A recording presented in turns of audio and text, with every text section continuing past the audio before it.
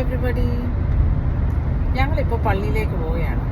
ഇന്ന് Chicago Marthoma ചർച്ചിൻ്റെ harvest festival 2025 നടക്കാൻ പോവുകയാണ്. 4:30 ആകുമ്പോൾ തുടങ്ങും. ഷിക്കാഗോ മാർത്തോമ യുവജനസംഘത്തിൻ്റെ ഒരു മുൻകാല സജീവ പ്രവർത്തകനായിരുന്നു എൻ്റെ ഭർത്താവ് മോൻസി ജാക്കോബ്. ഈ വർഷത്തെ ഹാർവസ്റ്റ് ഫെസ്റ്റിവൽ ചിറക് 2025 പറ്റി എന്താണ് പറയാനുള്ളത്? എന്തൊക്കെ പ്രിപ്പറേഷൻസ് ആണ് പള്ളിയിൽ ഈ വർഷത്തെ ഹാർവസ്റ്റ് ഫെസ്റ്റിവലിൽ നടക്കാൻ പോകുന്നത്?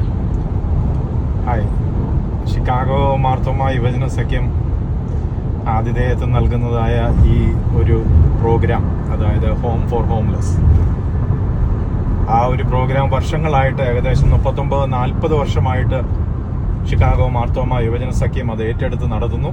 ഓരോ വർഷവും നല്ല രീതിയിൽ, വിപുലമായ രീതിയിൽ ഇത് നടത്തിക്കൊണ്ടിരിക്കുന്നു.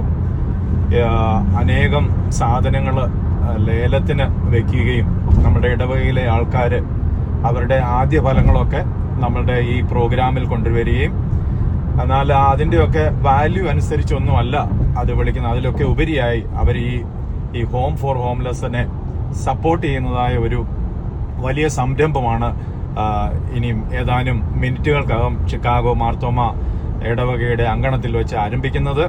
അനേകം ആൾക്കാർ മറ്റ് ഇടവകളിൽ നിന്ന് വരും പതിവായി.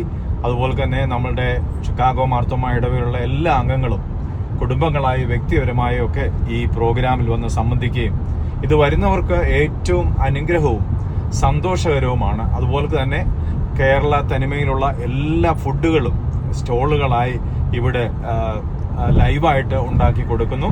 അതൊക്കെ ഏറ്റവും നല്ല ഒരു അനുഭവമാണ്. അത് അനുഭവിച്ചറിഞ്ഞവർക്ക് മാത്രമേ അതിൻ്റെ സന്തോഷവും അതിൻ്റെ രുചിയും ഒക്കെ മനസ്സിലാക്കുവാനായിട്ട് സാധ്യമാവുകയുള്ളൂ.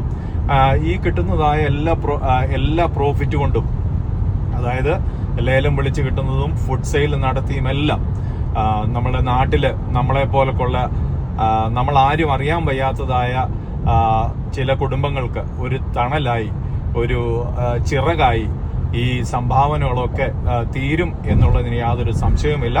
യുവജന സഖ്യത്തിന്റെ എല്ലാ പ്രവർത്തനങ്ങളെയും ഓർത്ത് നമ്മളെല്ലാവരും പ്രാർത്ഥിക്കണം, സഹകരിക്കണം എന്ന് മാത്രമേ എനിക്ക് ഈ സമയത്ത് ഓർമ്മിപ്പിക്കുവാനുള്ളൂ. Thank you.